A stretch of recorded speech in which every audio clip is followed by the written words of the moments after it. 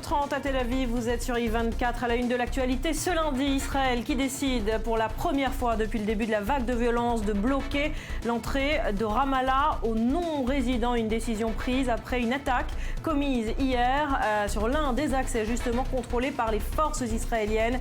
Ce matin, un attentat a été déjoué à l'entrée de l'implantation de Salit au nord-ouest de la Cisjordanie. Le régime de Damas et son opposition s'apprêtent à donner une chance aux efforts diplomatiques engagés à Genève pour pacifier la Syrie. Ils doivent discuter aujourd'hui tour à tour avec l'ONU qui supervise le processus de négociation.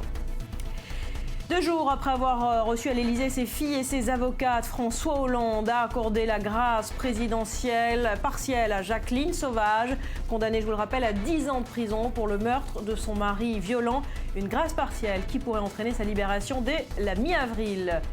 Et puis les discussions entamées hier soir à Londres entre David Cameron et Donald Tusk se poursuivent pour 24 heures supplémentaires. Le Premier ministre britannique semble pressé d'obtenir un accord de principe pour pouvoir organiser son référendum en plaidant pour le maintien de son pays dans une Europe réformée.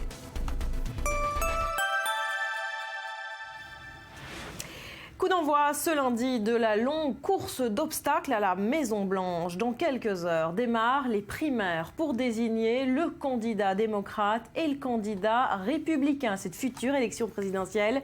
Et comme toujours, ça démarre dans l'Iowa. Jimmy Carter, les 2 Bush ou encore Barack Obama l'avaient tous emporté dans cet état crucial. Le récit de Gabriel Nolin.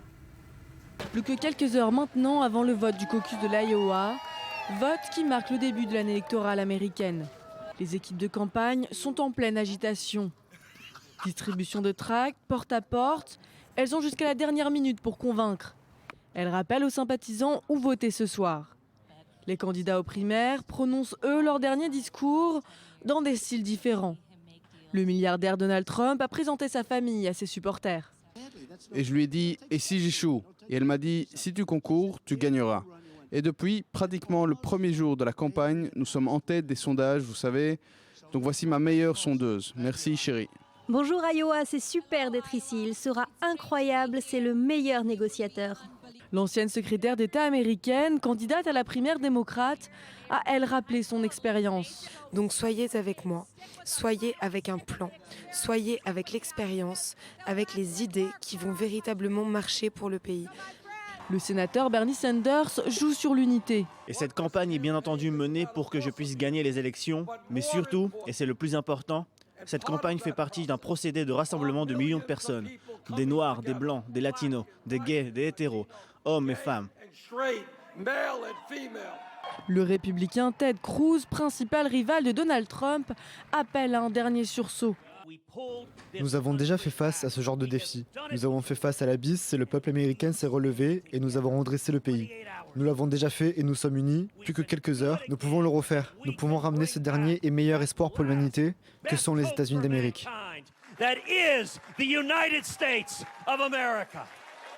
Le caucus de l'Iowa représente une étape majeure de la campagne américaine. Il permet d'indiquer les tendances de vote pour les primaires à la présidentielle. Ce soir, l'Amérique aura les yeux rivés sur l'Iowa. David Benaïm, notre correspondant aux États-Unis, à quel point remporter l'Iowa est déterminant dans cette course jusqu'à la Maison-Blanche?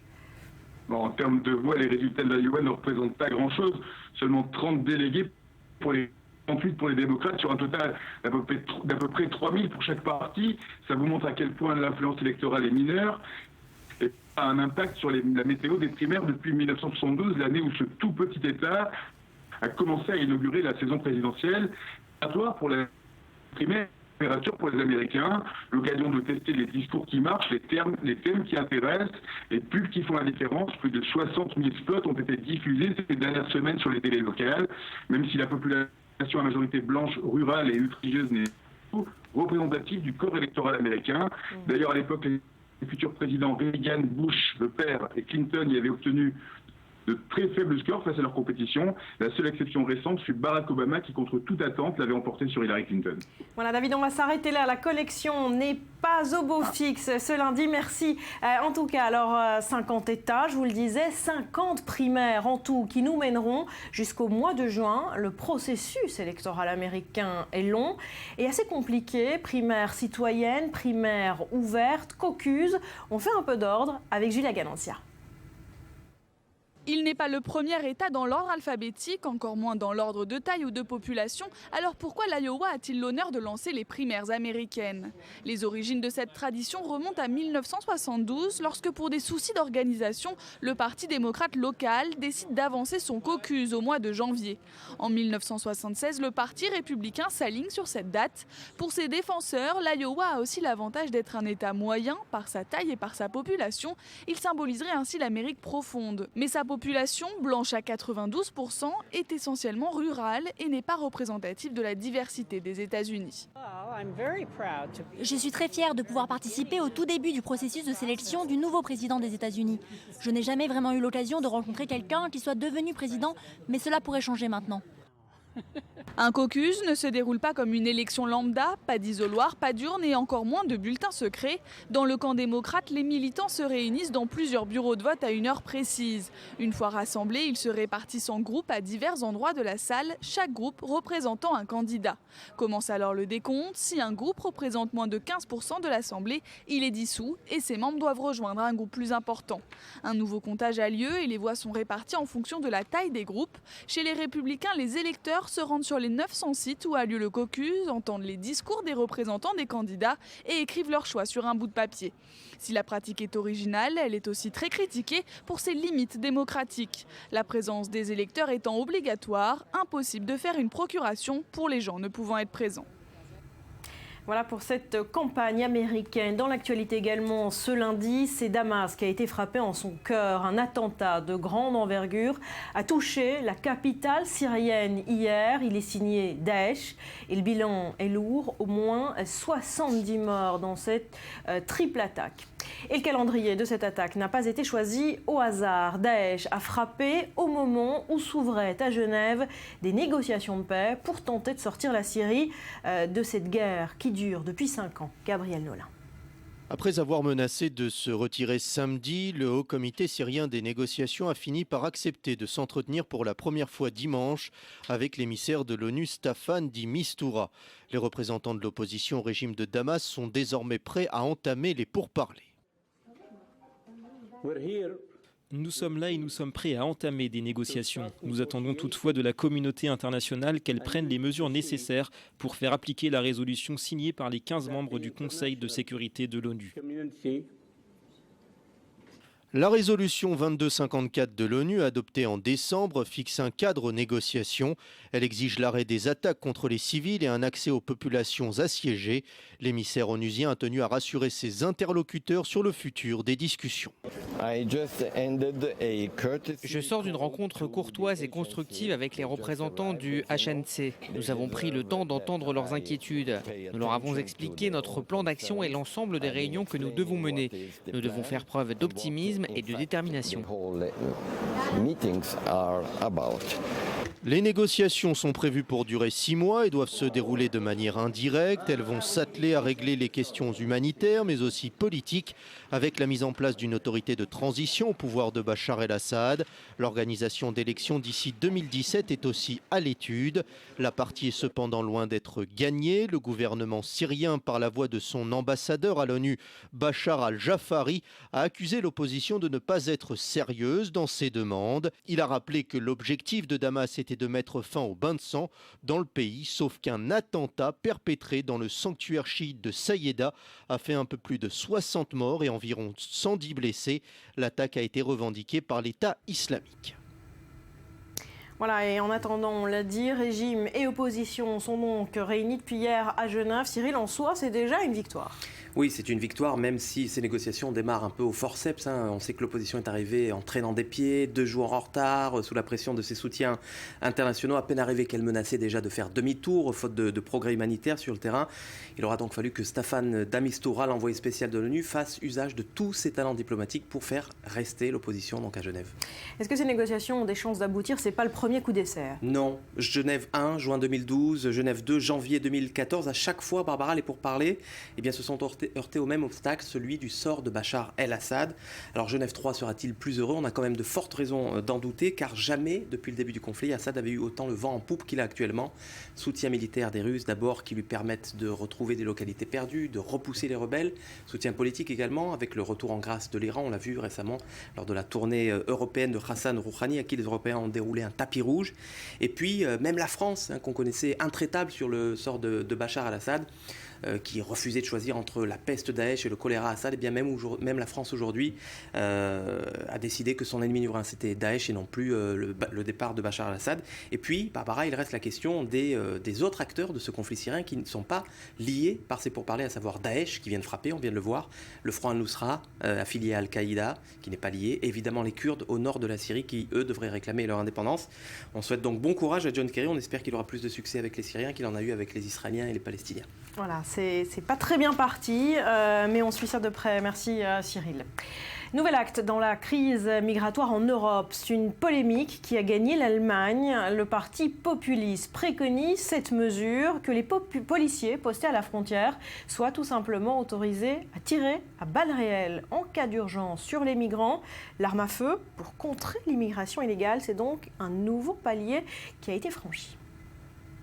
La ligne rouge a-t-elle été franchie? La présidente du parti d'extrême droite allemand, le AfD, a choqué l'ensemble de la classe politique. Sa solution pour protéger la frontière entre l'Autriche et l'Allemagne de l'arrivée de migrants illégaux, autoriser la police à faire usage de ses armes à feu. En dernier recours, précise-t-elle. La condamnation des propos a été quasi unanime. Le vice-chancelier, Sigmar Gabriel, a estimé qu'il s'agissait d'une proposition antidémocratique. Le président du syndicat de police a lui aussi critiqué cette idée. La proposition de l'AfD choque d'autant plus les Allemands qu'elle rappelle l'autorisation d'usage d'armes à feu qui prévalait en RDA. En 2015, l'Allemagne a accueilli près d'1 million de réfugiés. Aujourd'hui, le pays a atteint sa capacité d'accueil maximale et l'opinion publique semble virer de bord. Les manifestations organisées par le groupe xénophobe anti-islam Pegida prennent de plus en plus d'ampleur. La gauche allemande s'était déjà inquiétée de la dérive extrémiste de l'AfD et avait demandé à ce que le parti et Pegida soient tous deux mis sous surveillance par les services de renseignement. Les derniers sondages donnent 12% des intentions de vote à l'AfD, alors que la coalition conservatrice de la chancelière Angela Merkel voit sa popularité tomber à 34%, soit son plus bas score depuis 2002. Une chute attribuée essentiellement à sa politique d'ouverture des frontières aux migrants qui ne convainc plus grand monde et dont elle-même semble se détacher progressivement.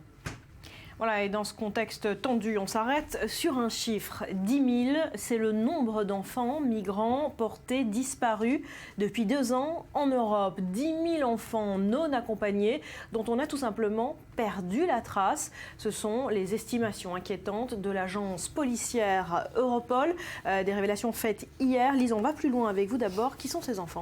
Alors selon Europol, ce sont des enfants non accompagnés qui ont disparu durant ces 2 dernières années. Toute trace a été perdue après leur enregistrement auprès des autorités européennes. Aujourd'hui, la police ne sait pas où ils sont, ce qu'ils font et avec qui. 5 000 enfants, soit la moitié, auraient disparu en Italie et 1 000 autres auraient disparu en Suède. Voilà, des enfants disparus, quel pourrait être leur sort? Alors on craint évidemment qu'ils soient exploités, notamment sexuellement, par le crime organisé. Europol évoque même une infrastructure criminelle pan-européenne sophistiquée entre l'Allemagne et la Hongrie, où les enfants seraient esclavagisés ou exploités sexuellement. Cependant, le tableau n'est pas forcément aussi noir. Certains enfants auraient tout simplement rejoint des membres de leur famille. Je vous rappelle que sur le million de migrants qui est rentré en Europe en 2015, 27% sont des enfants. Voilà, tragédie pour ces enfants migrants. On note tout de même qu'en Europe, il y a un pays qui leur donne un statut particulier. Oui, c'est la Grande-Bretagne qui a décidé d'ouvrir ses portes à certains enfants migrants, les orphelins et ceux qui ont été séparés de leurs parents par le conflit syrien, même si Aucun chiffre n'a été annoncé par le gouvernement britannique.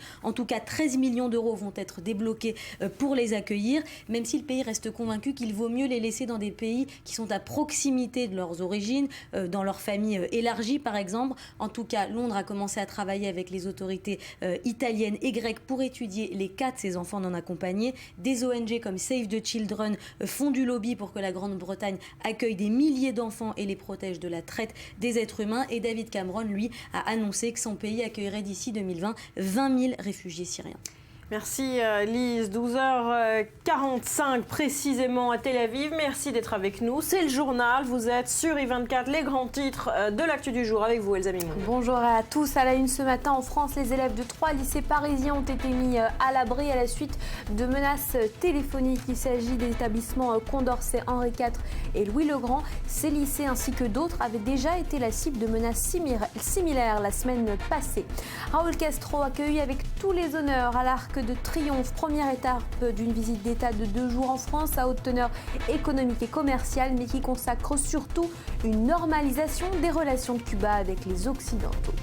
Comme tous les 4 ans, les électeurs américains de l'Iowa seront les premiers à voter aux primaires présidentielles.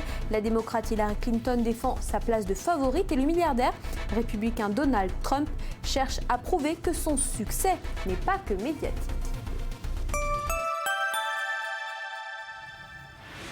Merci Elsa, tout de suite un coup d'œil à la météo de ce lundi.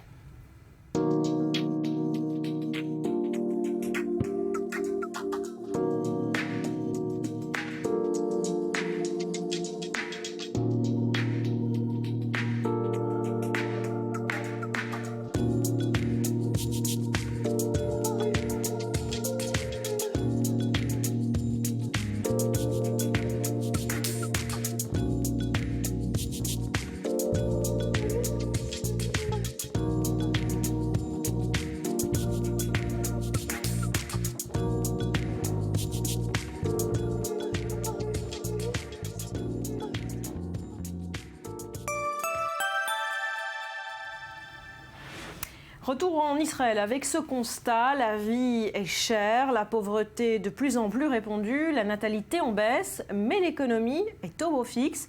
C'est en substance les conclusions du rapport de l'OCDE publié hier. Explication, Laura Duhamel. C'est un rapport qui a fait l'effet d'une bombe en Israël. L'OCDE vient de classer le pays au 2e rang des inégalités économiques, juste après le Mexique. Certes, l'organisation salue une croissance élevée depuis 13 ans, mais des conclusions sont sans appel. Si l'économie repose sur des bases saines, le pays doit absolument aborder les questions de productivité, d'inégalité et de pauvreté. En Israël, le coût de la vie est cher. Il est difficile d'acheter une maison, etc., parce qu'il n'y a pas d'équilibre entre l'offre et la demande. Ouvrez l'économie, offrez plus d'options aux consommateurs, faites du consommateur le roi ou la reine.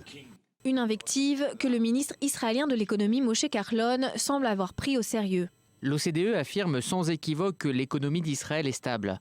Mais je préfère parler des choses que nous devons corriger parce que les compliments ne constituent pas le plan de travail. Et le plan de travail promet d'être chargé. Plus tôt ce mois-ci, un autre rapport de l'OCDE, portant cette fois-ci sur le bien-être subjectif des Israéliens, pointe d'autres éléments à corriger. Si Israël est parmi les pays les mieux classés en matière de bien-être, de santé et de niveau d'instruction, ses résultats sont inférieurs à la moyenne s'agissant de la pauvreté, du logement et de la qualité de l'air.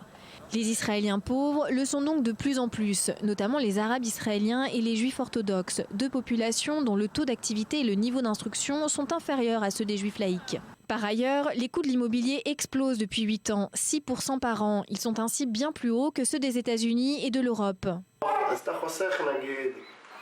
Même si vous travaillez et parvenez à économiser entre 800 et 1000 $ par mois, ce n'est pas suffisant pour constituer un apport immobilier. Donc si vos parents ne vous aident pas, ce n'est pas la peine de songer à acheter une maison. L'aide financière des parents est devenue de plus en plus indispensable dans l'Israël d'aujourd'hui. Selon une dernière étude du centre Taoub, sauf exception, le travail et le talent ne permettent plus la mobilité sociale. Plus que jamais, les réformes sont donc nécessaires. Voilà, on s'arrête plus en détail sur cette fameuse bulle immobilière. Dans le pays, des chiffres spectaculaires par leur hausse par rapport aux autres pays de l'OCDE, Laura. Oui, alors les prix, justement, si on prend l'ensemble du pays, eh bien, ils ont bondi de 55% depuis 2008 et ils sont largement plus élevés qu'aux États-Unis ou encore qu'en Europe. Alors concrètement, un appartement de 4 chambres coûte autour de 700 000 $ à Tel Aviv, 470 000 à Jérusalem et 350 000 $ à Haïfa. Or, le salaire moyen israélien est de 2270 $, ce qui signifie donc qu'un Israélien moyen qui veut acheter une maison, eh bien, il aurait besoin de l'équivalent de 148 salaires contre 76 en France, 66 aux États-Unis ou encore 64 en Grande-Bretagne. Voilà, la différence est marquante et la question évidemment qu'on se pose, c'est que fait le gouvernement pour parer à cette situation et surtout que veut faire le gouvernement? Oui, alors c'est la question qui est sur toutes les lèvres. Alors on sait que tous les partis lors des dernières élections et notamment Moshe Kahlon qui est l'actuel ministre de l'économie, eh bien ont fait de l'immobilier leur cheval de bataille. Mais concrètement, eh bien les investisseurs ont beau être plus taxés, la réforme en profondeur qui est nécessaire, celle du cadastre, eh bien n'a toujours pas eu lieu. Voilà, alors cette bulle immobilière a évidemment des conséquences sur toute l'économie du pays. Évidemment, alors première conséquence directe, eh bien, les familles d'Israéliens qui ne se situent pas dans les revenus, dans les 20% des revenus les plus hauts, eh bien, ne gagnent pas suffisamment pour constituer un apport immobilier. Dès lors, eh bien, l'aide des parents est devenue indispensable, ce qui aggrave, Barbara, eh bien, les disparités sociales déjà importantes. Et puis, deuxième conséquence, eh bien, la hausse des prix à l'achat a entraîné elle-même une hausse de 30% des loyers en 5 ans. Merci Laura Duhamel. Et dans ce contexte économique, autre bonne nouvelle pour le gouvernement israélien toujours, c'est la découverte de nouveaux gisements de gaz naturel. Binyamin Netanyahu s'est exprimé sur la question lors d'un sommet tripartite aux côtés de Chypre et de la Grèce. Écoutez Binyamin Netanyahu. Nous avons été bénis, comme nous l'avons dit, par du gaz naturel dans la mer. Nous avons décidé d'explorer de manière très audacieuse, de former un comité trilatéral entre la Grèce, Chypre et Israël pour prévoir la possibilité d'un pipeline qui transporterait nos ressources communes et les amènerait en Europe via la Grèce.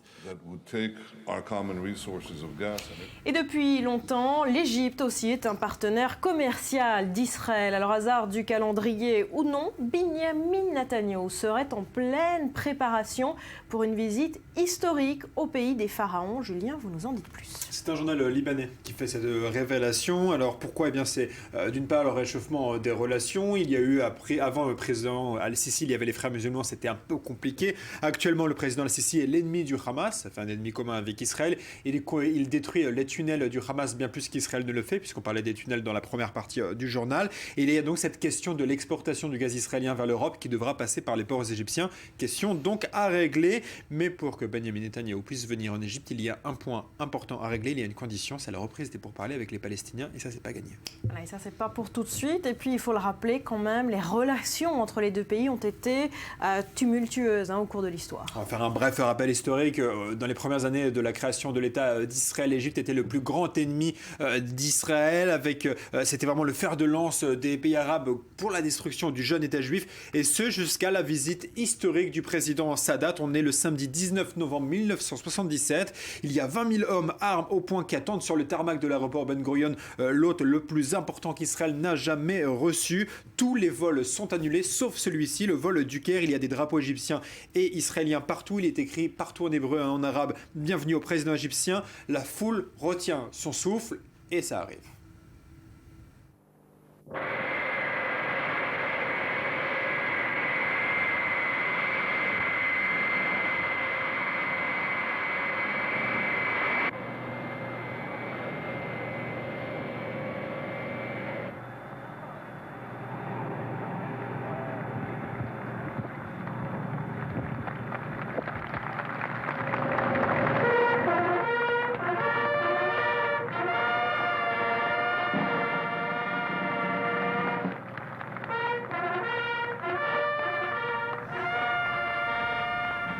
Il faut imaginer la tension sur l'aéroport Ben Gurion ce soir-là et le président du pays, le plus grand ennemi d'Israël, qui est accueilli par la fanfare de l'armée israélienne. L'événement est totalement historique, ça mène aux accords de paix entre Israël et l'Égypte. Et puis, plus rien jusqu'à l'enterrement d'Yitzhak Rabin. Aucun président égyptien ne revient, il faut attendre donc Hosni Moubarak. Et ce 6 novembre 1995, il estime l'événement suffisamment grave pour justifier une présence en Israël. Hosni Moubarak est donc sur le mont Herzl à Jérusalem. Écoutez-le.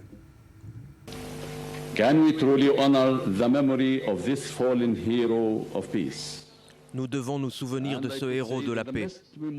Et je vous affirme que la meilleure manière d'honorer la mémoire d'Yitzhak Rabin est de continuer son œuvre en faveur du processus de paix.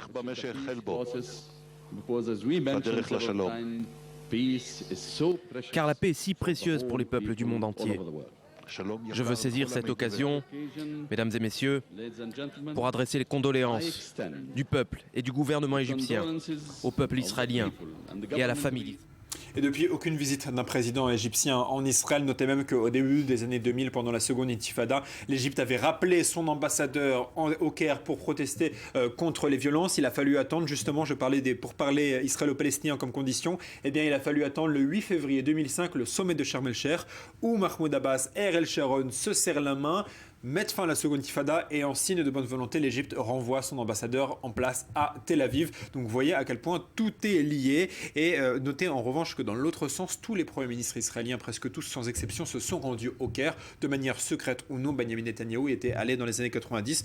Donc voilà, dans ce sens-là, ça y passe plus, voilà, ça passe et plus peut-être facilement. bientôt donc une nouvelle visite pour le Premier ministre israélien en Égypte. Merci Julien. À suivre dans le journal, il est bientôt 13h à Tel Aviv. Dans 5 minutes, on reviendra sur les grands titres à la une de l'actualité, notamment ces tunnels terroristes à Gaza qui se construisent. Le Hamas menace Israël, Benjamin Netanyahou leur répond et les Israéliens dans tout ça, eh bien, ils restent extrêmement inquiets. Restez avec nous.